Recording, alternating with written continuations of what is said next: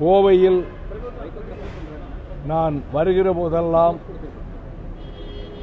சந்திக்கின்ற வேளைகளிலெல்லாம் மிகுந்த கனிவோடும் கண்ணியத்தோடும் என்னை நடத்தி நான் சொல்லுகிற செய்திகளை ஏடுகளிலும் தொலைக்காட்சி ஊடகங்களிலும் முறையாக வெளியிட்டு வருகிற பத்திரிகையாளர்களுக்கு நான் முதலில் நன்றி தெரிவித்துக் கொள்கிறேன். கடந்த ஒரு வார காலமாக நான் இந்த தமிழ்நாட்டினுடைய சுற்றுச்சூழலை பாதுகாக்கவும் விவசாயத்தை பாதுகாக்கவும் உயர்நீதிமன்ற ஆணையின்படி என் தோழர்களை அழைத்துக் கொண்டு போய் இந்த ப்ரொபோசிஸ் ஜூலிஃப்ளோரா எனப்படும் பிற நாடுகளில் பேய்ச்செடி, பூதச்செடி, டெவில்ஸ் ட்ரீ என்று அழைக்கப்படுகிற வேலிக்காத்தான் என்னும் சீமை கருவேல மரங்களை அகற்றவும் நான் அதிலே முழுமையாக முன்பு எப்படி பல மாவட்டங்களுக்கு சென்றேனோ அதைப் போல அதில் ஈடுபட்டு வருகிறேன். செய்தியாளர்களை நான் மிகுந்த மரியாதையோடு நடத்துகிறவன். செய்தியாளர்களுக்கு ஒரு தகவலை சொல்லுகிறேன். பொட்டா சட்டத்திற்கான மசோதா அடல் பிஹாரி வாஜ்பாய் அத்வானி தலைமையில் கூட்டணி கட்சி தலைவர்கள் கூட்டத்தில் விவாதிக்கப்பட்ட போது இருண்ட சிறைகளில் நெருக்கடி காலத்தில் நீங்கள் இருந்தீர்கள், இது ஜனநாயகத்தை அளிக்கின்ற கொடிய சட்டம், இந்த மசோதாவை கொண்டு வராதீர்கள் என்று நானும் அண்ணன் முரசொலி மாறனும் வலியுறுத்தினோம். அதில் ஒரு மிக கொடிய ஒரு சரத்து இருந்தது. பத்திரிகையாளர்கள் மீதும் பொட்டா சட்டம் பாயும், பத்திரிகையாளர்களையும் சிறையில் அடைக்கலாம் என்று அதிலே ஒரு ப்ரொவிஷன், ஒரு சரத்து இருந்தது. செய்தியாளர்கள் என்னிடம் இது மிக ஆபத்தானது, அவர்கள் விரும்புகிற நேரத்தெல்லாம் செய்தியாளர்களை கைது செய்து பொடா கைதிகளாக அடைப்பார்கள், இது எப்படியாவது நீக்க நீங்கள் தான் ஏற்பாடு செய்ய வேண்டும் என்றார்கள். நான் பிரதமரிடமும் உள்துறை அமைச்சரிடமும் இது மிக இந்த மசோதாவே கொடுமையானது, அதில் பத்திரிகையாளர்கள் மீதும் இந்த பொடா பாயும் என்பது மிகப்பெரிய அநீதியாகும், அந்த சரத்தை நீங்கள் நீக்கத்தான் வேண்டும் என்று சொன்னதை அவர்கள் ஏற்றுக்கொண்டு அந்த சரத்தை நீக்கினார்கள். மறுநாள் டெல்லியில் வெளியாகிற இந்தியன் எக்ஸ்பிரஸ் ஏடு பத்திரிகையாளர்கள் மீது பாய இருந்த பொடா சட்டத்தை தடுத்து நிறுத்தியவர் என்று என் பெயரை குறிப்பிட்டு பத்திரிகையாளர்கள் உலகம் நன்றி கடன் பட்டிருக்கிறது என்று குறிப்பிட்டார்கள். இந்த செய்தியை கூறுவதற்கு காரணம், ஒரு பத்திரிகை அலுவலகமே சூறையாடப்பட்டு நெருப்புக்கு இரையாக்கப்பட்டு அந்த கட்டிடத்துக்குள்ளே இருந்த 3 பேர் கருகி மடிந்தார்கள். அப்படி ஒரு சம்பவமும் தமிழ்நாட்டில் நடந்தது. தினமலர் பத்திரிகை மதுரையில் தாக்கப்பட்ட போது எந்த கட்சியும் அதை எதிர்த்து போராட்டம் நடத்தவில்லை. நான் நள்ளிரவில் அந்த அலுவலகத்துக்கு சென்றுவிட்டு மறுநாள் 1000 பேரை திரட்டி மாசி வீதியில் தினமலர் தாக்கப்பட்டதற்கு கண்டனம் தெரிவித்து ஊர்வலம் நடத்தினேன். அதேபோல சென்னையில் அதே தினமலர் அலுவலகத்தை ஒரு கட்சியினர் பட்ட பகலில் நுழைந்து அத்தனை இயந்திரங்களையும் சுக்குநூறாக உடைத்தார்கள். அந்த கட்சியை பத்திரிகையாளர் சங்கம் கண்டிக்கவும் இல்லை, அந்த கட்சி செய்திகளை அதற்காக தினமலர் நிறுத்தவும் இல்லை. ஆனால் இந்த ஒரு வார காலத்திற்குள் குறிப்பிட்ட ஒரு பத்திரிகை என்னை புண்படுத்தும் விதத்திலே கேள்வி கேட்டபோது நான் அடக்கமாக பொறுமையாக பதில் சொன்னேன். திரும்ப திரும்ப அதே கேள்வியை அவர் கேட்டுக்கொண்டிருந்த போது மற்ற பத்திரிகையாளர்களுக்கெல்லாம் வாய்ப்பு கொடுங்களேன், நீங்கள் தான் கேட்க வேண்டுமா? அடுத்து அவர் கேட்ட கேள்விகள் என்னை புண்படுத்திய போது பத்திரிகையாளர்களுக்கு இருக்க சுதந்திரம் எனக்கும் இருக்கிறது, இந்த அளவில் தான் நான் பதில் சொன்னேன். நீங்கள் திட்டமிட்டு என்னை காயப்படுத்துவதற்காக உங்கள் பத்திரிகையால் ஏவி விடப்பட்டு என் மீது இப்படிப்பட்ட கணைகளை தொடுக்கிறீர்கள். இதற்காகவே நீங்கள் வந்து இதுதான் நடந்தது. ஆனால் பத்திரிகையாளர் சங்கம் எனக்கு கண்டனம் தெரிவித்தது. நான் அன்று இரவிலேயே அந்த சம்பவத்திற்கு வருத்தம் தெரிவித்ததோடு மட்டுமல்லாமல் நான் செய்தியாளர்களை மதிக்கிறவன் என்பதை மிகவும் அழுத்தமாக சொன்னேன். 3 நாள் கழித்து நான் திருப்போரூருக்கு பக்கத்தில் இந்த வேலிக்காத்தான் செடிகளை அகற்ற போடும்போது பத்திரிகையாளர்களிடம் பொறுமையாக பதில் சொல்லிக் கொண்டுதான் வந்தேன். அதே பத்திரிகையைச் சேர்ந்த நிருபர் அதே விதமான கேள்வியை இன்னும் புண்படுத்துகிற விதத்திலே திரும்ப திரும்ப கேட்டார். நீங்கள் திட்டமிட்டு உங்கள் பத்திரிகையால் ஏவி விடப்பட்டு என்னை காயப்படுத்துகிறீர்கள். இப்படித்தான் வாதம் நடந்தது. ஆனால் மறுநாள் வைகோ மீண்டும் பத்திரிகையாளர்களிடம் கோபித்தார், பாய்ந்தார் என்று அந்த பத்திரிகை மட்டுமல்ல, நான் மதிக்கின்ற மிக பிரபலமான ஏடும் அப்படி ஒரு செய்தியை வெளியிட்டது. இன்றைக்கு அதே பத்திரிகையின் சார்பில் அதே விதமான கேள்விகளை கேட்க வேண்டும் என்று ஒரு நண்பர் வந்திருந்தால் தாராளமாக கேளுங்கள், முதலில் கேட்டு முடியுங்கள், பிறகு மற்ற பத்திரிகையாளர்கள் கேட்கிற கேள்விகளுக்கு நான் பதில் சொல்கிறேன். அப்படி திட்டம் இருந்தால் தாராளமாக கேட்கலாம். எந்த கேள்வி கேட்டாலும் 62 ஆண்டு கால பொது வாழ்வு அனுபவம் பெற்றிருக்கிற நான் பொறுமையாக பதில் சொல்வேன். நான் கேட்பதற்கு முதலில் உங்களுக்கு வாய்ப்பு கொடுக்கிறேன். ஐயா, நீங்க பத்திரிகையாளர்கள் அவமதிக்கல, மரியாதை கொடுக்குறேன்னு சொல்லியிருக்கீங்க, உண்மைதான். ஆனா அதே நேரத்தில் அந்த பிரஸ் மீட்ல நீங்க இந்த பத்திரிகைக்கு தேவையில்லை, வெளியே அனுப்புங்க, உங்க தொண்டர்களுக்கு உத்தரவு போடுறீங்க. அந்த இடத்துல அசம்பாவிதம் ஏற்பட்டிருந்தா அதுக்கு யாருயா பொறுப்பு? நீங்க அந்த பத்திரிகையா அதை திருப்பி அதே பத்திரிகை? ஆமா, நீ கேட்டா அப்படிதான் கேட்க தோணும். பத்திரிகையாளர்களை எல்லா ஊர்களையும் மதிச்சு நடக்கிறவன் நான். காயப்படுத்தி புண்படுத்தணுங்கிற நோக்கத்திலேயே திரும்ப திரும்ப கேட்பது பத்திரிகையிலே ஒரு பக்கத்துக்கு என்னை களங்கப்படுத்தி ஒரு கொடுத்த பேட்டியை 1000 கோடி நான் சம்பாதித்து விட்டேன் என்றும், அண்ணா சாலையிலே பெரிய பெரிய அடுக்குமாடிகளை நானும் என் மகனும் வாங்கிவிட்டோம் என்றும் 3/4 பக்கத்துக்கு செய்தி வெளியிட்ட பத்திரிகையின் சார்பிலே கேட்கிற போது யாராக இருந்தாலும் பொறுமை காக்க மாட்டார். என்னை இவ்வளவு இழிவுபடுத்தி பத்திரிகைகளை பிரசுரித்து விட்டு அதே பத்திரிகையிலிருந்து என்னை புண்படுத்துகிற நோக்கத்தோடைய திரும்ப திரும்ப கேட்டால் நான் பதில் சொல்லுகிற போது பொறுமையாகத்தான் பதில் சொன்னேன். அவர் விடவில்லை. மற்றவங்களுக்கு கேட்க விடுங்க, நீங்களே ஏன் கேட்டுக்கிட்டு இருக்கீங்கன்னு கேட்டேன். தோழர்கள் நெருங்கிய போது போகாதீங்க, கிட்ட போகாதீங்க, நான் போட்ட சத்தம் அவர்கள் காதிலே விடல. 100-200 பேர் இருந்தாங்க. அதற்கு யாரும் கை நீட்டல. ஆனால் நான் ரொம்ப பயந்தேன், ஏதாவது அசம்பாவிதம் நடந்துவிடக் கூடாது என்று. அதற்குள் காவல்துறையினர் வந்தார்கள். பிறகு மற்ற பத்திரிகையாளர்களும் அவர்களுக்கு எதுக்கு வேண்டாம் என்று சொல்லி போனார்.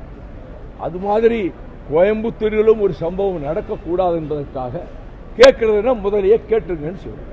ஐயா, இப்போ எதிரி கட்சிகளா இருந்த அதிமுக, திமுக இன்னைக்கு எதிர்கட்சிகளா இருக்கு. இந்த 2 கட்சிகளும் ஆளுங்கட்சியான தாவேகாவுக்கு எதிராக கை கொடுத்திருக்காங்க.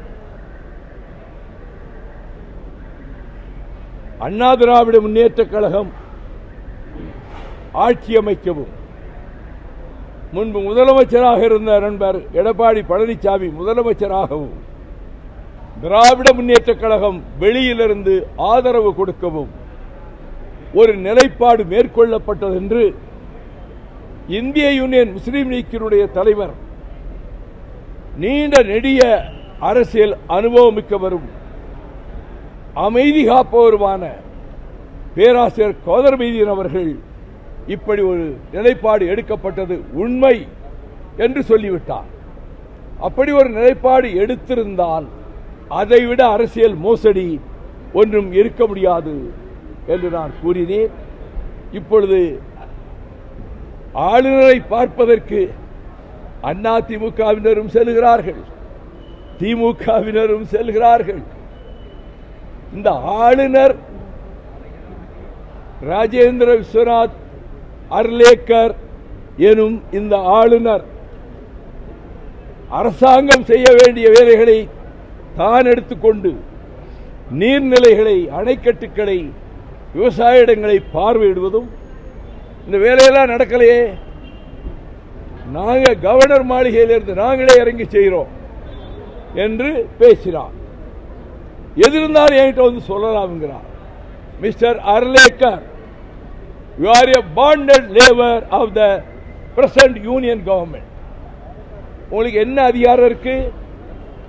ஆட்சி மக்களால் தேர்ந்தெடுக்கப்பட்ட ஆட்சியாளர்கள் தான் செய்ய முடியுமே தவிர உங்களுக்கு எந்த அதிகாரத்தை வச்சு நானே நிர்வாகத்தை மேற்கொள்வேன்னா என்ன கவர்னர் ஆட்சியா? இவர் ஆளுநர் ரொம்ப நியாயமா நடந்து கொள்கிறவரா?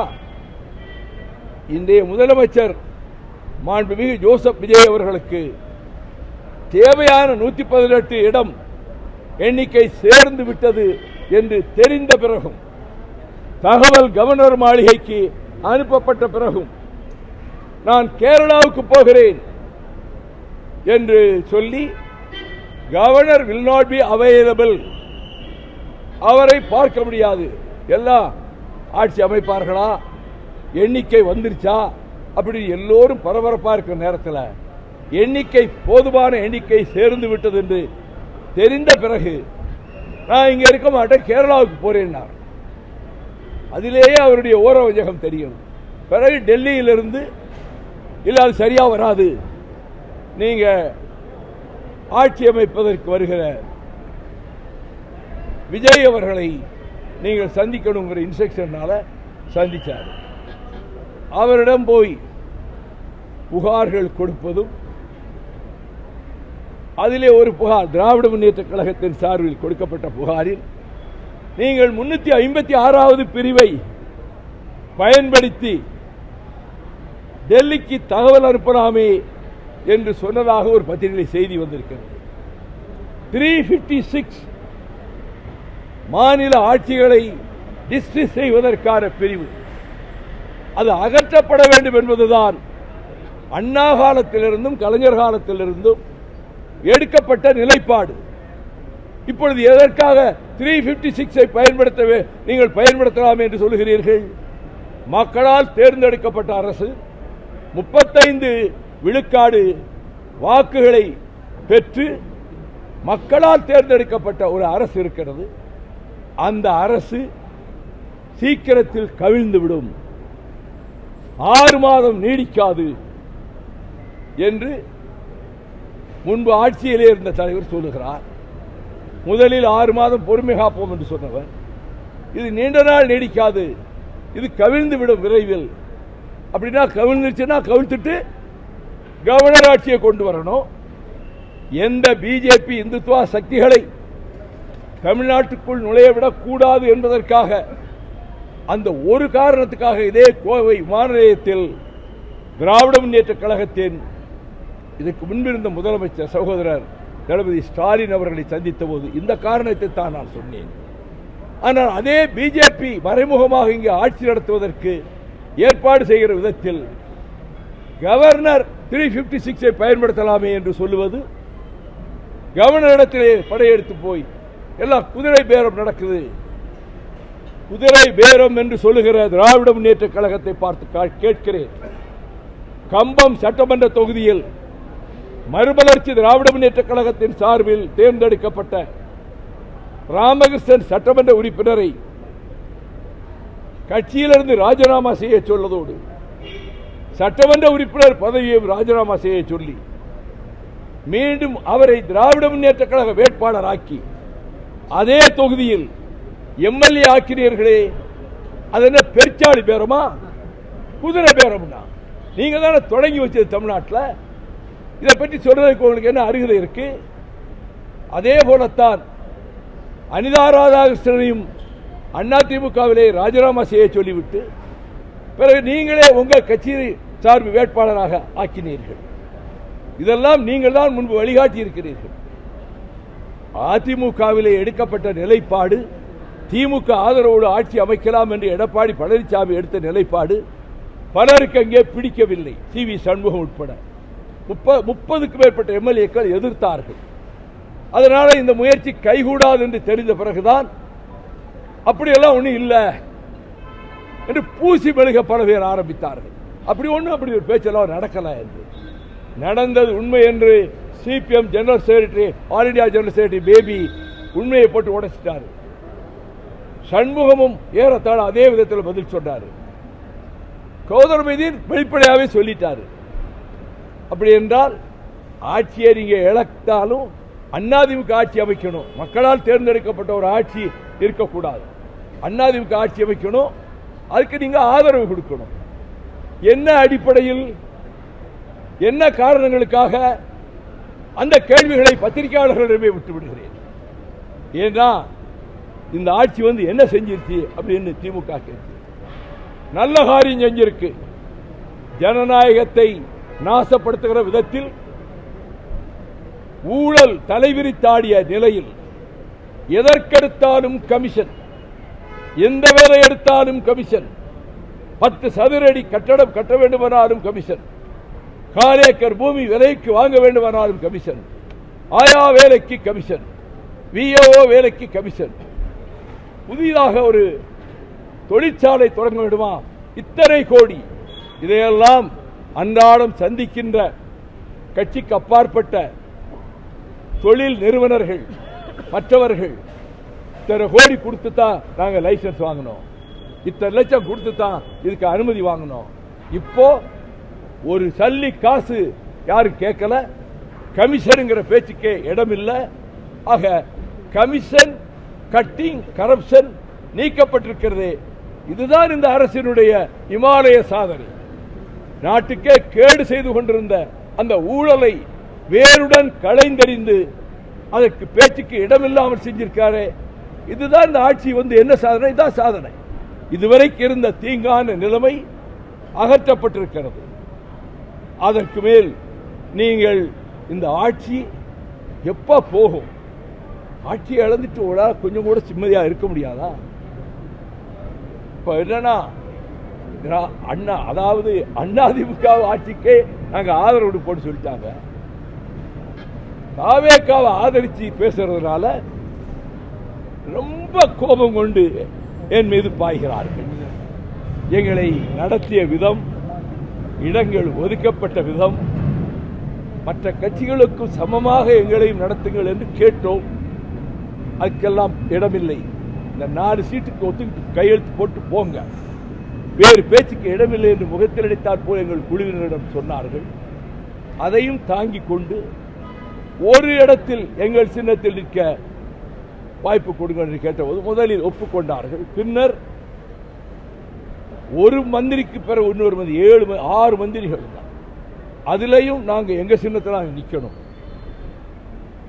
மற்ற கட்சிகள், சிறுத்தைகள் அவங்க ஒரு சின்னத்தில் நிற்கிறாங்க, முஸ்லீம் லீக் ஒரு சின்னத்தில் நிற்குது, கம்யூனிஸ்டுகள் தனித்தனி சின்னத்தில் நிற்கிறாங்க, தேமுதிக ஒரு சின்னத்தில் நிற்குது. நாங்கள் தனி சின்னத்தில் நின்னா என்ன என்று கேட்டால் அதை ஒப்புக்கொள்ள முடியாது. அப்படி இருந்தும் ஏறத்தாழ 34 தொகுதிகளில் நான் திராவிட முன்னேற்ற கழகத்தை ஆதரித்து திராவிட முன்னேற்ற கழக வரலாற்றை சொல்லி திமுக அரசு சாதனை பட்டியல் போட்டிருந்ததே அதனை வரிசையாக வாசித்து நான் அந்த கூட்டணி தர்மத்துக்கு கட்டுப்பட்டு பிரச்சாரத்திலே நான் ஈடுபட்டேனே தவிர எங்கேயும் நான் பிரச்சாரத்துக்கு வரமாட்டேன்னு சொன்னேன். அழைத்த அத்தனை தொகுதிகளுக்கும் சென்று திமுக கழகத்தை ஆதரித்துத்தான் பிரச்சாரம் செய்தேன். ஆனால் எங்களை நடத்திய விதத்தில் எங்கள் தோழர்கள் குமரிமுனையிலிருந்து திருத்தணி வரை ஒட்டுமொத்தமாக 100% இது அவமரியாதை, நம்மை அவமதிக்கிறார்கள், நம்மை சிறுமைப்படுத்துகிறார்கள், நாம் இந்த கூட்டணியில் தொடரக்கூடாது என்று கட்சியில் இருக்கக்கூடிய ஒட்டுமொத்த பொதுக்குழு உறுப்பினர்களுடைய கருத்து பொதுக்குழுவிலே பிரதிபலித்தது. திராவிட முன்னேற்ற கழகத்தோடு கொண்டிருக்கக்கூடிய தோழமையிலிருந்து நாங்கள் விலகிக் கொள்கிறோம் என்று அறிவித்த போது பொதுக்குழு அரங்கமே அதிர்கிற விதத்தில் கரவொலி எழுந்ததும் 5 நிமிடம் ஆரவாரம் நிலவியதும் மறுமலர்ச்சி திமுக தொண்டர்களின் மனப்பான்மை நம்மை மரியாதை இல்லாமல் நடத்துகிறார்கள், நாம் இதில் நீடிக்கக்கூடாது என்ற முடிவை நாங்கள் பொதுக்குழுவிலே எடுத்தோம். தமிழக வெற்றிக் கழகத்தோடு தோழமை கொள்வது என்று முடிவெடுத்தோம். அந்த தோழமையில் நாங்கள் தொடர்கிறோம். ஆக தவேக அரசு இப்பொழுது முன்னைய அரசு காலத்திலே இருந்த கேடான ஊழலை நீக்கி இருக்கிறது என்பது மக்களுக்கு இனிப்பான செய்தியாகும். நீங்கள் எப்ப இந்த ஆட்சி தொலையும், இவ்வளவு பரபரப்பு பதட்டம், ஆட்சி இல்லாமல் இருக்கவே முடியாத இல்லை, வேற ஏதோ காரணம் இருக்கு. அதிமுக ஆட்சி இருந்து இவங்க வெளியிலிருந்து ஆதரிக்கணும்னா there is something wrong. நான் எந்த கமெண்ட் அடிக்க விரும்பல. நீங்கள் எல்லாம் யூகிக்க தெரிந்தவர்கள், நிலவரம் தெரிந்தவர்கள், உங்களுடைய யூகங்களுக்கு நான் விட்டு விடுகிறேன். நான் அந்த நண்பருக்கெல்லாம் பதில் சொல்ல விரும்பவில்லை. திமுகவில் நிறைய கமிஷன் இருந்திருக்கு, ஊழல் இருந்திருக்கு, எல்லாம் சொல்லிருக்கீங்க. ஆமா, இதெல்லாம் தாண்டி கூட்டணி தர்மத்துக்காக நீங்க ஏன் பிரச்சாரத்துக்கு கூட்டணியில் இருப்பதனால, கூட்டணியிலே தான் நாங்கள் போட்டியிடுகிறோம் என்பதனால நான் பிரச்சாரத்துக்கு போனேன். கூட்டணி தர்மத்தை கடைபிடிக்க வேண்டும் என்பதனால் நான் பொறுமை காத்தேன், அமைதி காத்தேன். தப்பு இல்லையே. நீங்க தேர்தலுக்கு முன்னாடி ஒரு கருத்து சொல்லிருக்கீங்க, எங்களுக்கு வந்து ஒரு இடம் கூட வழங்கவில்லை என்றாலும் நாங்க வந்து திமுக கூட்டணியில இருப்போம் அப்படின்னு சொல்லி கோயம்புத்தூரே ஒரு கருத்து சொல்லியிருக்கோம். ஒரு காலத்தில் சொன்னேன், நல்ல முறையில் நடப்பாங்க, அப்படியாவது நியாயமா நடத்துவாங்க அப்படின்னு எதிர்பார்த்தேன். அப்படி நடத்தல, எங்களை நாகரிகமா நடத்தல, கட்சி தொண்டர்கள் எல்லாரும் புண்பட்டு போனாங்க. அதனால இந்த முடிவுக்கு வந்தோம். திமுக ஊழல் குற்றச்சாட்டு இப்ப சொல்றீங்க, ஆனா உங்களை நம்பி வாக்களித்த இந்த கூட்டணிக்கு வாக்களித்த மக்களுக்கு நீங்க பண்ண உங்கள் பிரச்சாரம் நல்லா இருக்குமா? இப்பதான் நல்லா இருக்கு. நீங்க தான் ஓட்டு போட சொல்லி திமுக ஓட்டு போட ஆமா சொன்ன, மக்கள் போடலையே. மக்கள் தூக்கி எறிஞ்சிட்டு விஜயை தூக்கி வச்சுட்டாங்களே. மக்கள் தீர்ப்பு, மக்கள் தீர்ப்பு தான் மகேசன் தீர்ப்பு. மக்கள் தீர்ப்பு விஜயை முதலமைச்சர் ஆக்கியிருக்கு. அவர் சாதாரணமா இல்லையே, மக்கள் தீர்ப்பு பெற்று தான் வந்திருக்காரு. மற்ற தலைவர்கள்ட்ட போய் எல்லாம் அப்படி கேள்வி கேட்க மாட்டீங்க. கேட்டா அங்க நடக்கிறது வேற. என்னை கேட்டா அதே நிருபர், அது மாதிரி நான் பெயர்களை சொல்ல விரும்பல, சில தலைவர்கள்ட்ட போய் கேட்டிருந்தா அந்த இடத்தை விட்டு அவங்க வெளியே வந்திருக்க முடியாது. நாங்கள் ரொம்ப பண்பாடு நிறைந்தவர்கள், கண்ணியம் காப்பவர்கள், மரியாதையாக நடத்த தெரிந்தவர்கள். பத்திரிகைகளினுடைய பலம் என்ன, ஜனநாயகத்தில் அதனுடைய பங்கு என்ன என்பதை நூற்றுக்கணக்கான முறை நாடாளுமன்றத்திலேயே பதிவு செய்தவர் நான். பத்திரிகைகளை என்றைக்கும் மதிக்கிறேன், இன்றும் மதிப்பேன், நாளையும் மதிப்பேன். மேகதாது போய் ஆய்வு பண்ணியிருக்காங்க. அங்க கர்நாடக அரசு கம்பி கட்டி வேலைகள் தொடர்ந்ததற்கான பணிகள், இது எப்படி எதிர்கொள்ள போறீங்க? நம்ம தமிழ்நாடு கொஞ்சம் பழைய பத்திரிகைலாம் படிக்கிற பழக்கம் உங்களுக்கு உண்டா? முதலில் மேகதாட்டுவை எதிர்த்து 2012 1000 பேரை திரட்டிக்கொண்டு கர்நாடகா எல்லையில் போய் போராட்டம் நடத்தியது என் தலைமையிலே மறுமலர்ச்சி திராவிட முன்னேற்ற கழகம். அது மட்டுமல்ல, மேகதாட்டு அணையை கட்டச் சொல்லி தூண்டி விடுவதே மத்திய சர்க்கார் தான். இந்த உண்மையை வெளி உலகத்துக்கு கொண்டு வந்தது ஆங்கில இந்து ஏடு. 2014 டிசம்பர் 7-8 தேதிகளில் கர்நாடகத்தைச் சேர்ந்த ஒரு மத்திய அமைச்சர் வீட்டில் 2 நாள் ஒரு சதி கூட்டம் நடந்தது. அதில் கர்நாடகத்தைச் சேர்ந்த எல்லா கட்சி எம்பிக்களும் மந்திரிகளும் எல்லோரும் கலந்து கொண்டு நடந்தது. மேகதாட்டு அணையை கட்ட வேண்டும் என்றார்கள். பிரகாஷ் ஜவடேகர் சுற்றுச்சூழல் அமைச்சர், நாங்கள் வெளிப்படையா நாங்கள் மத்திய சர்க்கார் அனுமதி கொடுக்க மாட்டோம், தமிழ்நாடு பெரும் எதிர்ப்பை காட்டும், நீங்க கற்ற வேலைக்கு தேவையான ஆயத்தங்களை செய்யலாம் என்று பச்சை கொடி காட்டிவிட்டார் என்று இந்து பத்திரிகை தான் இந்த சதி திட்டத்தை வெளியே கொண்டு வந்தது. உடனே நான் காவிரி பாதுகாப்பு இயக்கம் என்ற அமைப்பை தொடங்கி 180 சங்கங்கள் அதிலே கலந்து கொண்டன. 1 மாத காலம் சோழ மண்டலம் பூராவிலும் காவிரி தீரம் பூராவிலும் பேர் ஆபத்து வருகிறது. மேகதாட்டு வடிவத்திலே கொள்ளிடத்துக்கு என்ன, மேட்டூருக்கே தண்ணீர் வராது.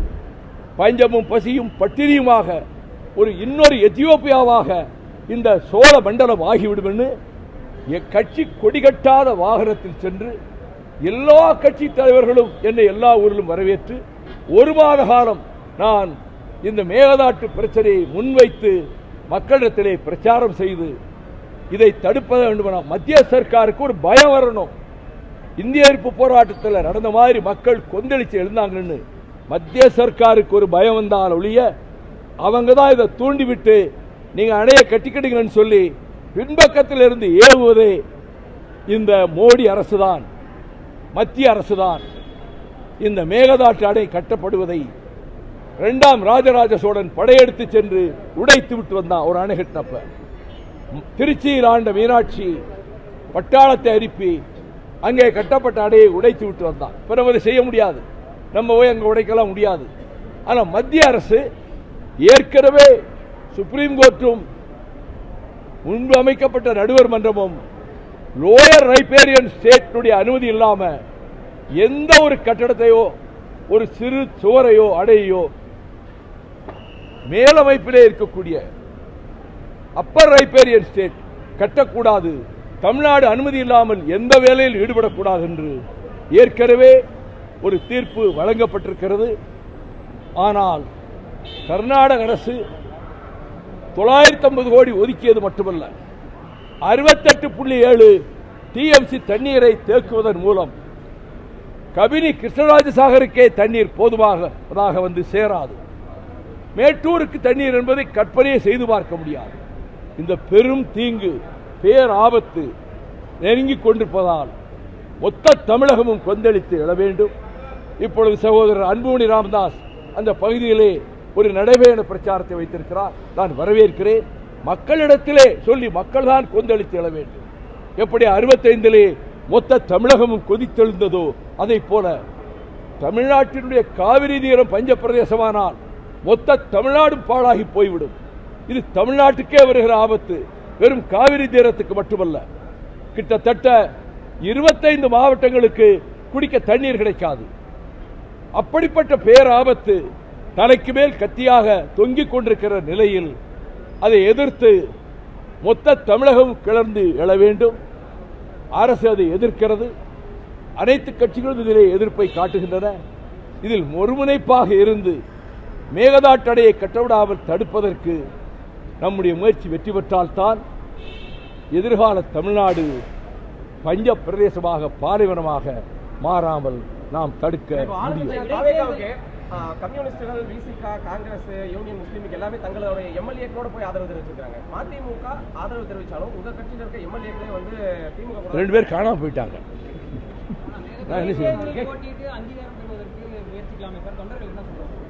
தொண்டர்கள் எந்த காலத்திலும் திமுகவோடு ஒட்டும் கூடாது, உறவும் கூடாதுன்னு சொல்றாங்க. முதல்வர் விஜய் நடத்துகிற இந்த அரசுக்கு எதிர்த்தரப்பிலே இருந்து வருகிற கணைகளை தடுக்கின்ற கவசமாக, கேடயமாக மறுமலர்ச்சி திமுக இருக்கும்.